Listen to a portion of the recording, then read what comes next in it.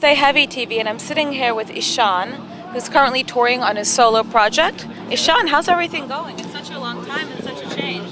Yeah, it's going well. You know, it's I've been off touring for a while, and yeah, we did the Emperor reunion shows in 2006. But I wanted to. I have 3 albums now, solo albums, and I didn't want to, do this solo thing where I do, 1 album and then play 5 songs after that, and then do Emperor covers for the rest. I wasn't there, so I wanted to build a new catalog. And so I'm, when I'm touring now or playing festivals mostly, it's I have my own stuff. I might chip in 1 or 2 old songs, but primarily stuff that I did myself. Right. And how would you say that every album differs from the other? Like you did Melodi, which is currently what you're promoting. You did Adversary and Angel. What's the difference between all 3? Do you think that the sounds have always progressed in different directions?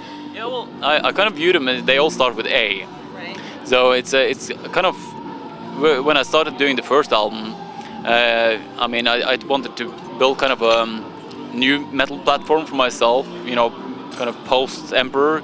And I took in a lot of influences from what I grew up with, early Prix, early Maiden, and kind of, in a way started over, and to kind of, a new foundation for my kind of return to doing more, guitar-driven metal music again. And second album, I kind of focused in on, what can I say, my findings with the first one. So, but it was just during the process of the first one, I decided fairly early on that I wanted to do 3 albums, give myself the time of 3 albums to kind of get this thing on its feet.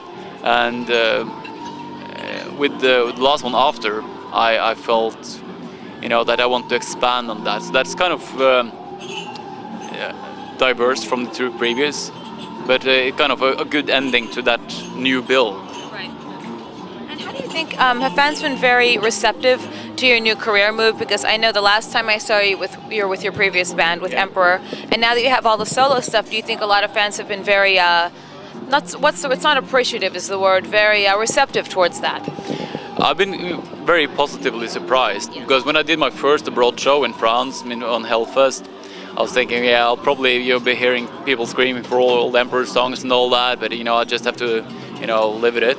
But actually, they were, calling out. The only thing I heard was they calling out from, one of the songs of the last record. So I think that, in a sense, that since it's such a long time since Emperor actually quit, and that I've given myself the time of doing 3 albums before I actually put it out there, on the stage, I think people have accepted that this is something to rely on. This is just not a spin-off I'm doing, after Emperor. This is what I do now, and with there are a lot of new fans there that don't have the same nostalgia towards Emperor. They didn't grow up in the 90s, So I think there's a mixed crowd, that people who followed Emperor but also kind of followed through on the more progressive Emperor parts. And I think I get a lot of fans of the new more extreme metal things. There are a lot of Opeth have been doing very well with more progressive elements for a while, and you have Porcupine Tree and Devin Townsend, stuff like that, that people relate to progressive music in a different way, and they're not as nostalgic to this old school black metal thing. And for me, that's coincidentally, I think that has worked out pretty well for me. And speaking of that, what was it like working with him on one of his albums? Yeah, it was great. I mean, he's the kind of guy that I can relate to very easily, because he's doing practically the same as I. He used to have a strapping young lad. He's been very successful in the past, but now he's doing his solo stuff.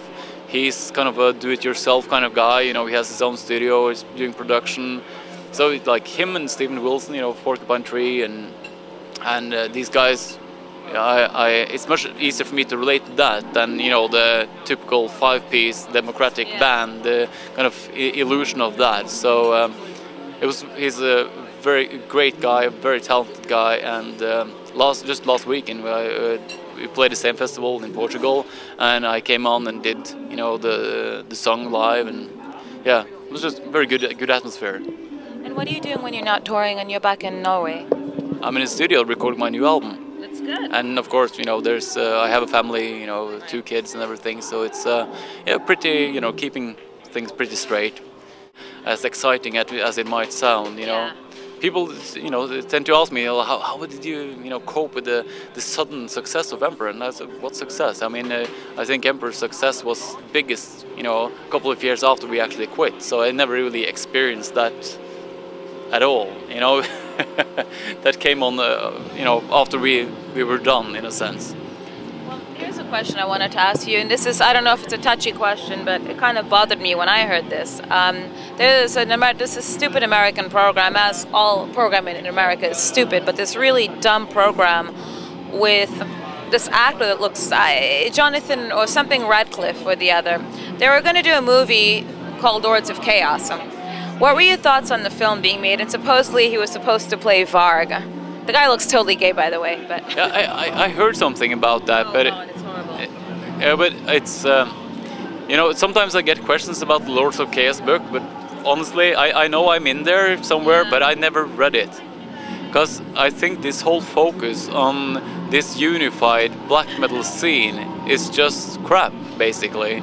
And an illusion that's created. I spoke to Demonos on the bus getting here, you know, from Immortal yesterday, and we talked about, you know, in the beginning we had, you know, Mayhem, Immortal, and Emperor, and Dark Throne, and these bands, and they were kind of part of the same scene in a way. In a way, we knew each other from we were quite young, but still.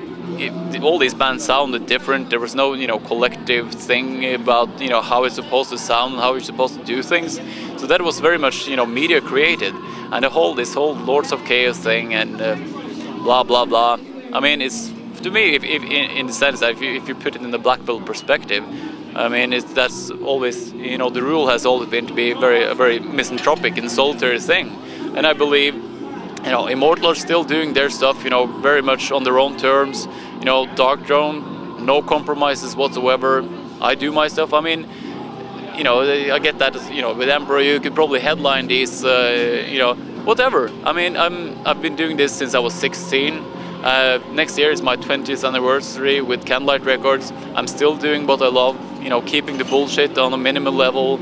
That to me is success. You know, Exactly. Doing what you like best and being happy Yeah. while you're doing it. It's not always about money with things and like all the success and all of that. Even though you're pretty successful with your new project, you're very fortunate. You know, I'm very fortunate. I'm Yeah. doing pretty well. You know, it's you know, you don't start a black metal band in '91 because it's such a good career choice. You know. You want to look cool. No, it's just, you know, it's very get at, and it's especially with that type of music, you don't really do anything to get liked very well. It's quite the opposite. So, but you know, I'm very, very happy where I'm at now. I love what I do, and when I'm doing this live stuff, I have great musicians with me, Right. and yeah, just, you know, have my studio, so enjoying it. Would you ever enter the Melodi Grand Prix with your new project, with the solo project? Because I noticed, like, for the past 2 years, they've used metal bands. They used Keep of Callison, Yeah. and then they used Suspiria, both of which lost. And do you see yourself as doing anything like that ever? Never. That's never even crossed my mind that I would do something like that. It's horrible. And I don't mind, you know, they're welcome to do that, but you know, I think from you know, from all these years I've been doing this, you know, in Norway they have Aha and Lene Malin. Yeah. You know, beyond that, and maybe Røyksopp. Beyond that, you know, it's Norwegian black metal. It's the biggest cultural export in Norway. But you see Norwegian Grammys, you know, yeah, and it's Spellemannsprisen. It's, you know, the metal acts are not even shown on television, you know, and I get contacted by Norwegian media, like when I was nominated now, and I say, you know, it's and you know, local newspapers or national newspaper call, like, yeah, you're nominated, you want to make a comment? I was like, it's just nomination, who cares? And it's not like they're going to show even this category on television, so why do you care? And I said, well, they want to come take some picture of me and my guitar students, because I tutor some music as well. And so, well, you know, to be honest, I you know, with sales and everything, I have sold more records than most of these people that you put up like superstars. Yes. And you want to treat me like a fucking goblin from the outskirts of Norway, and it's no way. And the Immortal guys, it's exactly the same thing we talked about yesterday. Like, Norwegian media, they kind of hype up all these Norwegian artists who have absolutely no foundation beyond Oslo, and it's kind of a thing of its own. They let them do their thing, and we're doing what we always did, regardless of Norwegian stuff.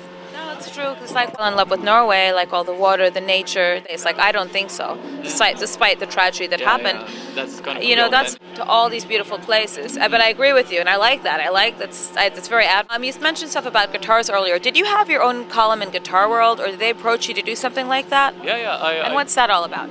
Well, I got in touch with the Guitar World guys when we came to play with Emperor, and they asked me to do some columns, and I started with a series of five or six columns, and they invited me back, so I ended up, I think, writing like 15 columns for them.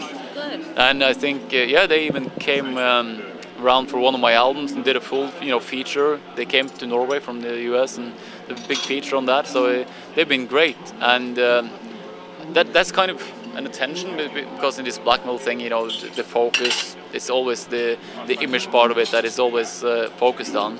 But for me, being a musician, I think it's great with the attention, being able to talk about gear, and I have a very good relationship with Ibanez guitars and with Black Star amps and stuff like that, and we can talk gear and talk about the ideas for guitars and that stuff. It's fun. It's much more fun for me to represent something like that, be taken seriously like that, rather than just trying to explain my way around all the illusions of black metal or whatever. Yeah. So that's so good. That's so much cooler to like do other things and like show a whole nother side of you in that respect. Yeah.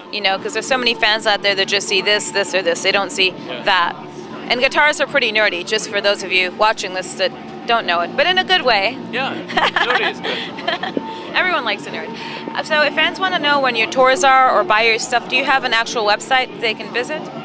Yeah, I mean, the regular website is Ihsahn.com, and but from there you can, there's an artist profile on Facebook, there's MySpace, the regular stuff. And but for touring, I'm not really touring much. I'm doing the festivals. I wasn't really supposed to do anything this year because I'm working on my fourth album. Yes. But circumstances. I'm doing this now. I'm doing Prog Power US in September, and then I'm going for 3 days in Japan in December. But then I'm focusing on finishing the album and everything, and hopefully I'll be doing the regular festivals. Do the round in 2012. That's good for you. I'm so happy you're doing well. So it's www.ishan.com, or obviously like on Facebook and MySpace. I seriously just wish I could bomb MySpace. I fucking hate that thing. It's so much drama. I hate those things. But anyway, it's social networking. I get it. Yeah. Okay. Yeah. It's I don't know how it works. But someone helps me. You don't want to. Don't worry about it. So thanks for watching the show, and I'll see you guys next week.